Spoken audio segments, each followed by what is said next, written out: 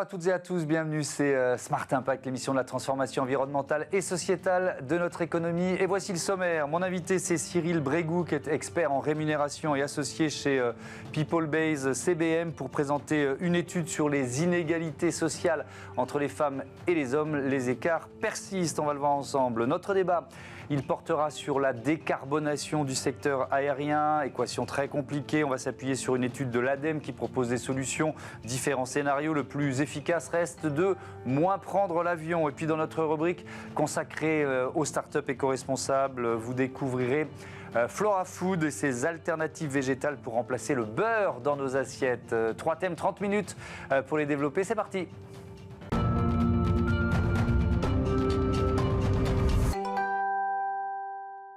L'invité de ce Smart Impact est avec nous en duplex, Cyril Brégoux, expert en rémunération, associé chez Peoplebase CBM. Bonjour, bienvenue.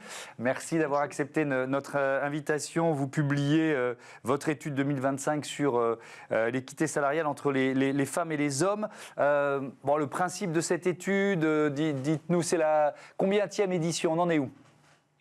Alors, effectivement, on mène cette étude depuis quelques années. C'est une étude qu'on réalise globalement tous les 2 ou 3 ans et qui a une dizaine d'années d'existence maintenant. Donc, ça doit être la 4e étude que l'on réalise sur les écarts de rémunération entre les hommes et les femmes. Pour préciser, cette étude elle a un impact particulièrement important parce qu'il y a, vous le savez peut-être, une nouvelle directive européenne sur la transparence et l'égalité des rémunérations qui vise justement à réduire les écarts de rémunération de salaire entre les hommes et les femmes. Et dans ce contexte-là, avec en plus la journée de la femme qui se profile début mars, on a voulu faire un nouvel éclairage sur les différences de rémunération donc, entre les hommes et les femmes. Alors on va évidemment revenir sur cette directive européenne longuement avec vous, mais cet écart salarial. Alors nous, on a retrouvé ce chiffre de l'INSEE qui nous dit écart de rémunération entre les hommes et les femmes en 2022, c'était encore 23,5%.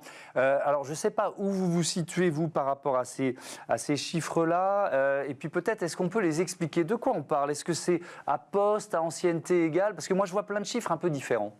Exactement. Alors, c'est important de préciser. Globalement, il y a 3 chiffres. Ce qu'il faut retenir, c'est 3 chiffres. Effectivement, l'INSEE avait fait une grande étude sur des millions de salariés en 2022, avait constaté un écart de 23,5% de salaire entre les hommes et les femmes. C'est tout poste, tout temps de travail, toutes conditions confondues. C'est vraiment, on prend la moyenne des rémunérations des salaires des femmes, la moyenne des rémunérations des salaires des hommes, et puis on fait cette différence. Alors en fait, cette différence de 23,5%, elle met en lumière justement des écarts importants, mais ce n'est pas un chiffre qui est véritablement significatif. Significatif, il faut regarder à poste égal, c'est ça, à temps de travail égal. Voilà, parce que ce chiffre des 23,5%, il intègre tout type de temps de travail différent. Que vous soyez à temps partiel, si vous travaillez à 10%, à 20% seulement, évidemment, ça va tirer très très fort ces écarts.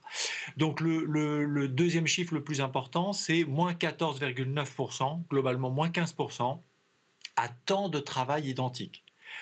Là, ça commence à être beaucoup plus significatif, puisqu'on dit, ben voilà, pour le même volume de travail, la différence de rémunération entre les hommes et les femmes, il est aux alentours de 15%. Le véritable chiffre significatif et le plus important, c'est le 3e, moins 4%, toujours en 2022 selon l'INSEE, qui est à temps de travail identique et à poste comparable. Parce que évidemment, si vous comparez des gens qui travaillent la même durée mais qui n'ont pas les mêmes postes, d'un côté un ouvrier et un cadre dirigeant, évidemment il y aura toujours des écarts de rémunération importants. Mais Cyril Brégoux, je reprends la main. Ça veut dire quand même que les femmes accèdent moins souvent à des postes plus rémunérateurs. C'est quand même ce que je comprends. Exactement, c'est ce qu'il faut comprendre. Alors en fait, il y a 4 principaux facteurs qui expliquent ces différences de rémunération. D'abord, les femmes sont globalement 3 fois plus en temps partiel que les hommes. ce qui signifie que les fameux 23,5% sont liés au fait que les femmes exercent des activités à temps partiel et donc ont un niveau de salaire de base véritablement inférieur. Elles sont globalement, ça c'est le facteur aussi qui est très important, beaucoup plus représentées dans des métiers, des secteurs qui traditionnellement payent moins. Par exemple, le personnel infirmier, c'est quand même 87% des titulaires sont des femmes. Et on sait que les personnels infirmiers sont globalement moins payés. On a par exemple les professions intermédiaires de la santé et du médical, pareil, 78% sont des femmes. Les agents d'entretien, qui sont évidemment traditionnellement beaucoup moins payés que les hommes, sont tenus à 70% par des femmes. Donc évidemment, les métiers qui sont les moins rémunérés sont plus tenus par des femmes, ce qui explique aussi en grande partie ces écarts. Et puis, est-ce que je disais, l'accès au poste de direction? L'accès au poste de direction qui est encore, même s'il y a eu pas mal de lois et on va dire, d'éléments de texte dans ce sens-là, globalement, les comités de direction dans lesquels on retrouve le président, le directeur général et puis les principaux directeurs de n'importe quelle société sont majoritairement tenus par des hommes. C'est-à-dire qu'on est plutôt entre 70 à 80% de titulaires qui sont des hommes. Alors même si évidemment sur certains groupes, notamment les groupes cotés, il y a des obligations d'arriver à la parité, mais on reste encore très très loin de la très grande majorité des sociétés. Quel est l'effet de la maternité dans cet écart de rémunération persistant entre les femmes et les hommes? Pour faire simple, alors il y a plein d'effets, mais pour faire simple, la maternité gèle à un moment donné, donc dans le temps de la maternité et des éventuels nombreuses maternités, ça gèle tout simplement les augmentations. Vous partez en maternité, vous n'êtes pas augmenté, et puis quand vous retournez dans l'entreprise, il peut se passer 1 an par exemple, avant de retourner dans l'entreprise. Et pendant cette année, évidemment, les autres ont été augmentés, c'est-à-dire les autres, ce sont les hommes.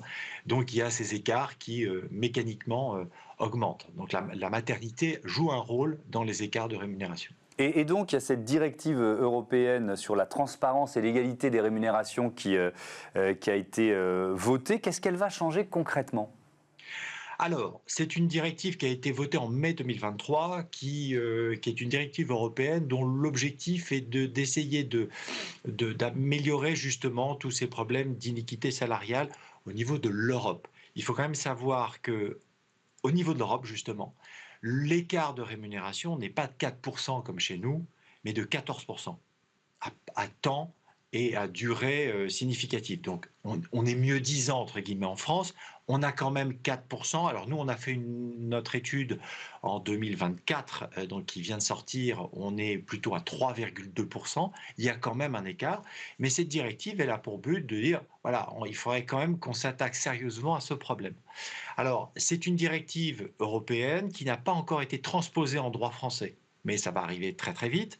On imagine évidemment que le législateur, en France, on est très fort pour ça, va être certainement mieux disant encore que cette directive, c'est-à-dire plus contraignant, et va... Dans le détail, il y a quoi ? Il y a une obligation de transparence salariale, c'est ça ? Exactement. Le gros du sujet, ça va être une obligation de transparence salariale vis-à-vis du marché, c'est-à-dire à chaque fois qu'une entreprise va devoir publier des annonces, elle a l'obligation de mettre des fourchettes de salaire relativement précises et surtout en interne. Chaque salarié pourra demander les pratiques de rémunération pour globalement son emploi et tout ce qui se passe dans l'entreprise en termes de rémunération. Alors, ils n'auront pas accès aux données nominatives, évidemment, mais ils auront toutes les statistiques de rémunération. Donc, ça sera beaucoup plus facile pour un salarié de dire, bon, moi je suis une femme, je vais vous demander les pratiques de rémunération, comment se fait-il que je me situe en bas de l'échelle, par exemple ? Quel conseil vous donnez ? Parce que dans votre étude, il y a aussi des recommandations que People-Based CBM donne. Quel conseil vous donnez aux chefs d'entreprise pour se préparer justement à la transposition de la directive européenne dans notre droit français ? Alors, il y a beaucoup de conseils et ça va être assez difficile de résumer ça. Ce qu'il faut savoir, c'est que cette directive, sous des airs d'apparente simplicité, de dire on va juste afficher les rémunérations, en fait, elle va avoir des impacts énormes sur l'organisation des entreprises, et notamment la fonction ressources humaines. puisque l'entreprise va devoir être en mesure de tout justifier, de tout documenter, d'expliquer pourquoi elle a ces niveaux de rémunération et pourquoi, s'il y a des écarts, elle doit les justifier. Ce qui sous-entend que pour la plupart des entreprises, il va falloir mettre en place des systèmes d'information, des systèmes que l'on appelle dans notre jargon de pesée de classification et créer des grilles de salaire internes pour être capable évidemment de tout documenter. Pourquoi telle personne a été augmentée à tel moment, selon quels critères, pourquoi on explique qu'il y a un écart de rémunération de 3-5% par exemple entre un homme et une femme. Ils peuvent se justifier dans la mesure bien évidemment où ils sont expliqués et qui ne reposent pas sur un critère de sexe. Mais pour être capable de justifier tout ça, évidemment, il faut beaucoup d'informations, il faut des mécanismes à mettre en place.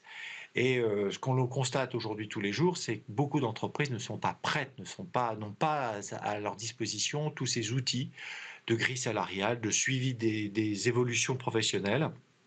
Et donc, il y a des chantiers à mettre en œuvre, on a envie de dire assez rapidement, parce que ces projets de transformation devront être prêts vers 2026-2027, c'est-à-dire demain. Merci beaucoup Cyril Brégou, à bientôt sur Be-Smart for Change. On passe tout de suite à notre débat, l'équation difficile, quasi impossible de décarbonation du secteur aérien.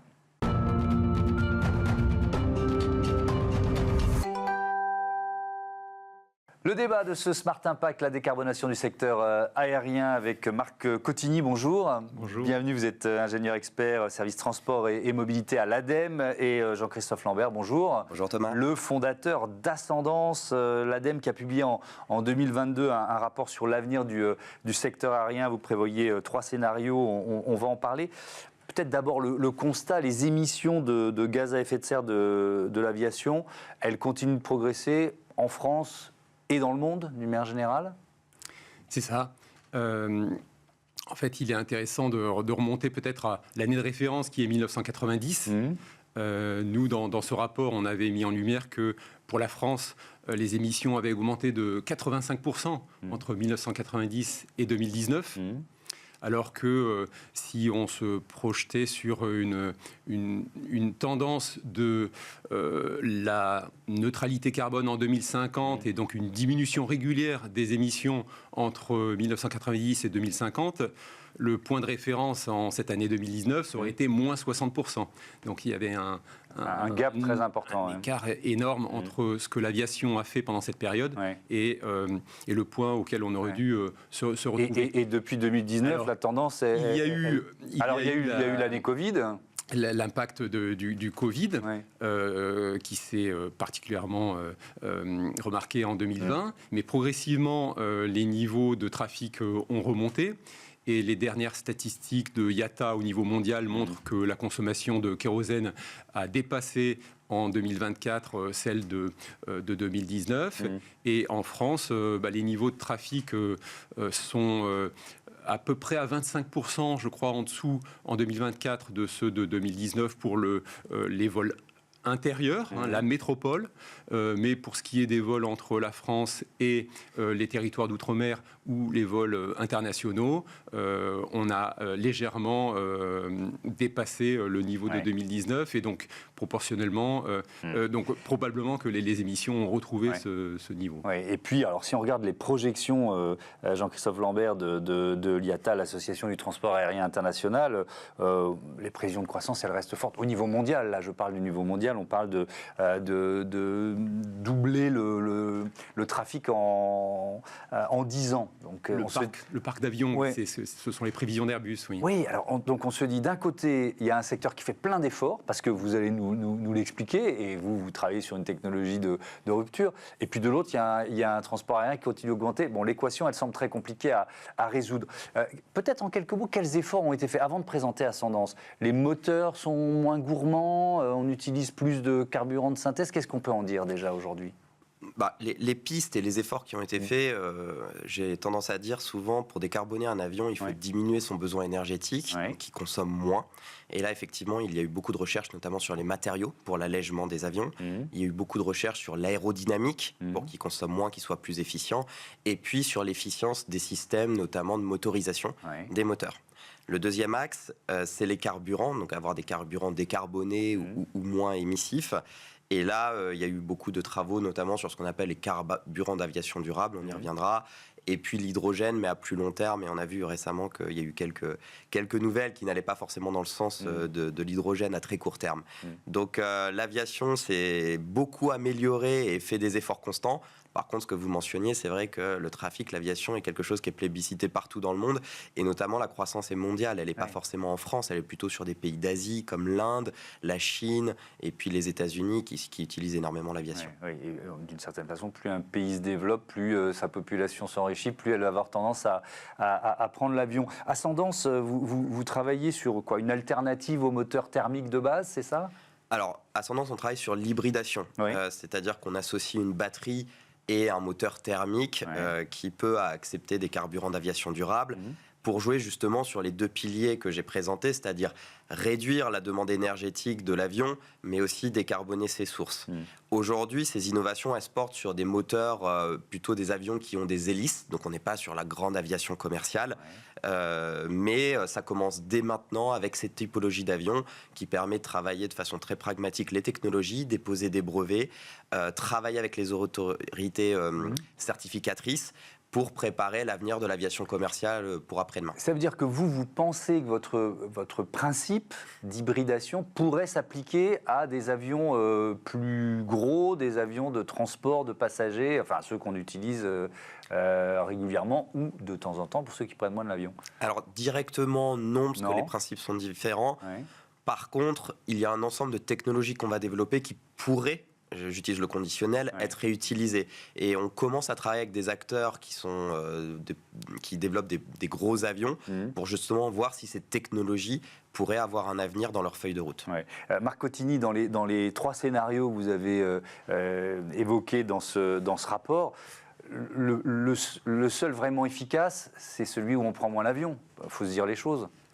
Alors, on a effectivement développé 3 scénarios contrastés, mettant en œuvre les leviers de décarbonation, qui commencent par les leviers technologiques. Donc, ces leviers technologiques ont toute leur pertinence et on mise vraiment sur ces leviers, avec une certaine réserve vis-à-vis des incertitudes, d'une part de certaines solutions. On a parlé de l'avion à hydrogène, il n'existe pas, donc il n'existera peut-être pas, et donc on l'a fait apparaître dans un scénario ou deux, dans une moindre mesure, mais avec cette incertitude. Et donc, les solutions technologiques, elles sont nécessaires pour à terme avoir une aviation décarbonée, mais ce qu'on voit bien, c'est que ça n'arrivera qu'avec un rythme qui ne permet pas d'obtenir à court terme des résultats. Or, dans l'enjeu de la décarbonation, c'était, comme je disais, l'année de référence, c'était 1990, il fallait essayer de décarboner l'économie, les activités humaines dès 1990. Et donc si en 2025, on est toujours à attendre des solutions technologiques qui mettront beaucoup de temps à arriver dans les flottes se renouvellent, enfin un avion est fait pour durer 20, 25 ans. Donc une nouvelle génération d'avions qui est effectivement beaucoup plus économe, beaucoup plus efficace, ne s'intègre que très progressivement dans le parc. Et les solutions de remplacement du kérosène par des biocarburants ou des carburants synthétiques sont loin d'être mûres. D'une part, elles sont beaucoup plus chères, donc les acteurs n'en achètent pas très volontiers. Et puis, il y en a très peu disponibles. Et donc ça va aussi mettre beaucoup de temps. Et donc, toutes ces années-là, c'est des émissions de gaz à effet de serre qui viennent se cumuler dans l'atmosphère et qui contribuent au changement climatique. Parce que Jean-Christophe Lambert, effectivement, les avions d'aujourd'hui, ils pourraient intégrer jusqu'à, je crois, 50% de carburant d'aviation durable. 100% à terme. Technologiquement, c'est possible, sauf qu'il n'y a juste pas la production, Il n'y a pas la production et puis il y a une équation économique, effectivement. Je crois qu'il y a les carburants d'aviation durable coûtent 10 fois plus cher aujourd'hui que de carburants conventionnels. Donc effectivement, il y a déjà ce saut à faire pour accepter 100%, mais il y a cette intégration croissante qu'il faut amener. C'est pour ça aussi que l'enjeu de réduire le besoin énergétique de l'avion est clé, parce qu'elle pourrait rendre viable économiquement aussi l'équation, l'achat de carburant d'aviation durable et aussi réduire le besoin de production. Mais il y a des enjeux très forts comme effectivement sur toute la chaîne industrielle. Ouais. Alors je veux bien que vous nous présentiez, il y a un avion qui s'appelle Sterna, c'est ça? Alors c'est un avion ou un hélico? J'ai pas bien compris. À quoi il ressemble et sur quel marché il pourrait s'installer? Donc notre avion, il s'appelle ATA. Oui. Donc c'est effectivement un avion qui se positionne sur le marché de l'hélicoptère, sur des missions de service médical, de surveillance, de transport de passagers dans certaines conditions. Et il permet d'aller jusqu'à 80% d'économie carbone. Et effectivement, on dit souvent qu'il est doublement hybride parce qu'à la fois, il décolle comme un hélicoptère et il fait une croisière comme un avion. Il a des ailes, donc il va être très optimisé énergétiquement sur sa phase de croisière. Et puis, il a une motorisation hybride électrique qui fait qu'il consomme moins. Mais alors, Sterna, c'est quoi? Sterna, c'est notre technologie hybride électrique. Le moteur, c'est ça, c'est le moteur qui est intégré dans notre avion, mais qu'on propose à d'autres avionneurs. C'est-à-dire qu'à Ascendance, l'idée, c'est d'avoir un impact plus large sur la décarbonation. Donc, ce n'est pas avec notre avion qu'on va décarboner l'aviation mondiale. On en a parlé, les émissions, elles sont mondiales, elles sont sur des longs courriers. Par contre, l'ensemble technologique qu'on développe, on le propose à d'autres avionneurs qui veulent se décarboner. C'est évidemment un secteur, et heureusement, où les processus de certification sont longs. Vous en êtes où? Alors aujourd'hui, on travaille sur un premier vol pour le début de l'année prochaine. Donc on est dans des phases d'essai à l'échelle 1 intensif. Et c'est une première étape avant une certification en 2029. Et effectivement, l'aviation étant un chemin très long, il est urgent de commencer à travailler sur ces technologies, à leur certification, leur mise en œuvre et leur mise en service pour ne pas prendre de retard par rapport à des objectifs de décarbonation. Alors, il y a une question qui est centrale, presque de choix politique. Marc Cotigny, c'est que la France, on est à la fois un leader de l'aérien, parce qu'on maîtrise à peu près toute la chaîne de production, de construction, et puis on est la première destination touristique mondiale. Bon, ça fait 2 bonnes raisons de continuer à prendre l'avion. Malgré tout, je ne peux pas ne pas dire ça. Alors, c'est pour ça que Ou à inventer l'avion du futur, on peut positiver. Alors, oui, comme je l'ai dit, l'innovation technologique, donc, elle est indispensable, donc il faut la soutenir. Et ce sujet aussi de la maîtrise de la demande, la sobriété qui aide à obtenir, notamment à court terme, pas par dogmatisme, mais dans un souci d'obtenir des résultats dans la lutte contre le changement climatique et de les obtenir maintenant et non pas simplement en 2050. On a posé, nous, via ce rapport, ce sujet sur la table et on aimerait bien en discuter davantage avec les acteurs. Est-ce qu'on peut trouver un équilibre qui fait qu'on combine le rythme des solutions technologiques qui est lent avec les résultats dont on a besoin à court terme via une certaine maîtrise du trafic. Donc ça, c'est un sujet qu'on aimerait travailler avec les acteurs, aéroports, compagnies aériennes, l'aviation civile et les citoyens, parce que c'est un choix important pour les voyageurs de se restreindre au titre de sa contribution à la lutte contre le changement climatique. Merci beaucoup, merci à tous les deux et à bientôt sur Be Smart for Change. On passe tout de suite à notre rubrique Startup.